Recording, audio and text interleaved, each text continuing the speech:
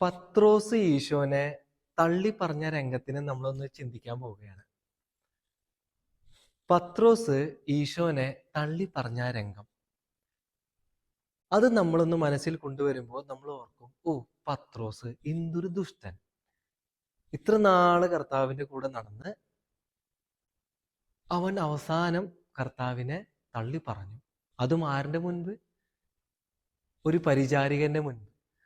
അവൻ അവിടെ ഇരുന്ന് തീ കാഞ്ഞുകൊണ്ടിരുന്നപ്പോൾ ഒരു സ്ത്രീ വന്ന് അവനോട് ചോദിച്ചു, നീയും അവന്റെ കൂടെ ഉണ്ടായിരുന്നവനല്ലേ? ഉടനടി പത്രോസ് പറഞ്ഞു, ഞാൻ ആ മനുഷ്യനെ അറിയില്ല. അവിടുന്ന് എന്നിട്ട് അവൻ പുറത്തേക്ക് പോയപ്പോ ഈ സ്ത്രീ ഇവന്റെ പിന്നാലെ പോയി വീണ്ടും ഇവനോട് ചോദിച്ചപ്പോ ഇവൻ തള്ളി പറഞ്ഞു. ഇവൻ അങ്ങനെ നിൽക്കുന്നത് കണ്ടപ്പോ ചുറ്റുമുള്ള ജനം ഇവനോട് ചോദിച്ചു, നീ ഗലീലക്കാരനല്ലേ? നീ ആരാണെന്ന് ചോദിച്ചപ്പോ പത്രോസിന്റെ മറുപടിയാണ്, ഞാൻ അവനെ അറിയില്ല എന്ന്. ഈ സംഭവങ്ങൾ നമ്മൾ ഒരുമിച്ചിട്ട് വായിക്കുമ്പോൾ നമുക്ക് മനസ്സിലാകും, പത്രോസ് യഥാർത്ഥത്തിൽ ഈശോനെ തള്ളി പറയാറുന്നു. അവന്റെ മനസ്സിൽ നിറയെ നിൽക്കുന്ന ചിന്തയാണ്, എന്നെ ആരും പിടിക്കാൻ പാടില്ല, ഞാൻ യേശുവിന്റെ കൂടെയാണ് എന്ന് പറഞ്ഞ്. എന്നിട്ട് അവസാനം കോഴി കൂവിപ്പോ പത്രോസിന്റെ കണ്ണ് തുറന്നു. അവൻ പൊട്ടിക്കരഞ്ഞ് അനുതപിച്ചു. ഇതാണ് നമ്മൾ വായിക്കുന്നത്. എന്നാൽ ഇതേ കഥേനെ നമ്മൾ വേറൊരു പോയിന്റ് ഓഫ് വ്യൂവിൽ ഒന്ന് ചിന്തിച്ചു നോക്കാം. ദൈവ കരുണ നിറഞ്ഞ സംഭവങ്ങളായിരുന്നു ഇത്. സുവിശേഷം ഒന്ന് സൂക്ഷിച്ച് വായിച്ചാൽ നമുക്കിത് മനസ്സിലാകും. ഈശോ മുൻപേ പത്രോസിനോട് പറഞ്ഞിട്ടുണ്ടായി, പൊന്നു ശിഷ്യ, നീ എന്നെ തള്ളിപ്പറയും. ഇത് പറഞ്ഞിട്ടും പത്രോസ് പ്രാർത്ഥിക്കാതെ, കർത്താവിൻ്റെ കൂടെ നടക്കാതെ അവൻ ഉറങ്ങിയിരുന്നു. വിശ്വാസത്തിൽ പ്രാർത്ഥിക്കാതെ അവൻ ഉറങ്ങിയിരുന്നു. നമ്മുടെ ജീവിതത്തിലും പലപ്പോഴും ദൈവമായ കർത്താവ് ഇങ്ങനെ സൂചനകൾ തരുമ്പോഴും നമ്മൾ പ്രാർത്ഥിക്കാതെ അലസരായി പ്രാർത്ഥനയിൽ ഉറങ്ങിക്കൊണ്ടിരിക്കുന്ന സംഭവങ്ങൾ. പക്ഷെ ദൈവത്തിൻ്റെ കരുണ ഇവിടെ അവസാനിക്കുന്നില്ല.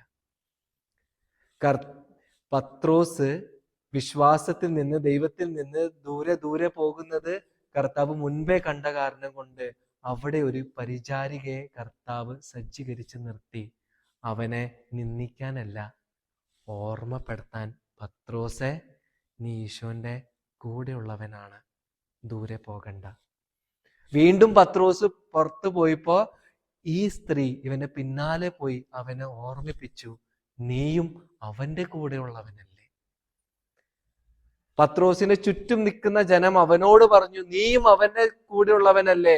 എന്നാൽ പത്രോസിന് അതും പോലും മനസ്സിലായില്ല, കർത്താവ് സജ്ജീകരിച്ച് വെച്ച കരുണയുടെ അടയാളങ്ങൾ. എന്നാൽ കർത്താവിന്റെ വാത്സല്യമുള്ള ആ കരുണ ഒന്ന് ആലോചിച്ച് നോക്കിയാൽ, മനുഷ്യരുടെ ഭാഷ ഇവന് മനസ്സിലായില്ലെങ്കിൽ, ഒരു പക്ഷേ പത്രോസ് അതുപോലും തിരിച്ചറിയാൻ സാധിച്ചില്ലെങ്കിൽ, അവൻ പ്രകൃതിയുടെ ഒരു പക്ഷി, കോഴീനടക്കം അവൻ സജ്ജീകരിച്ചു വെച്ചു. അവസാനം കോഴി കൂവിപ്പോ പത്രോസിന് വെളിവ് വന്നു, വിശ്വാസത്തിന്റെ വെളിവ്. പലപ്പോഴും നമ്മുടെ ജീവിതത്തിലും നമ്മുടെ തമ്പുരാൻ കർത്താവ് നമുക്ക് വേണ്ടി ഇങ്ങനെ പല സജ്ജീകരണങ്ങൾ വെക്കും, വാർണിങ്സ് നമുക്ക് തരും, സന്ദേശങ്ങൾ നമ്മൾ തരും. അത് മനസ്സിലാക്കാതെ പോകുന്നതാണ് നമ്മുടെ ഭോഷത്വം, വിഡ്ഢിത്തം. കർത്താവ് അവൻ്റെ സമൃദ്ധിയിൽ നിന്ന് എന്നും കരുണ ഒഴുക്കി തരും. അത് നമ്മൾ മനസ്സിലാക്കണം. കർത്താവിനെ തള്ളിപ്പറയുന്ന നിമിഷങ്ങൾ, നമ്മൾ അവനിൽ നിന്ന് അകന്നു പോകുന്ന നിമിഷങ്ങളിൽ പോലും കർത്താവ് കരുണയുടെ സ്പർശങ്ങൾ നമുക്ക് തരും. അത് നമുക്ക് തിരിച്ചറിയാം. കർത്താവിലേക്ക് അനുതപിക്കുന്ന ഒരു ഹൃദയത്തോടു കൂടി നമുക്ക് മടങ്ങി വരാം. പത്രോസ് പൊട്ടിക്കരഞ്ഞ് അനുതപിച്ചതുപോലെ നമുക്കും അനുതപിക്കുന്ന ഒരു ഹൃദയത്തോടെ കർത്താവിലേക്ക് തിരിച്ചു വരാം. അവൻ്റെ കാരുണ്യം നിറഞ്ഞ ഹൃദയം നമുക്ക് വേണ്ടി എന്നും തുടിക്കും. ദൈവം നമ്മളെ അനുഗ്രഹിക്കട്ടെ.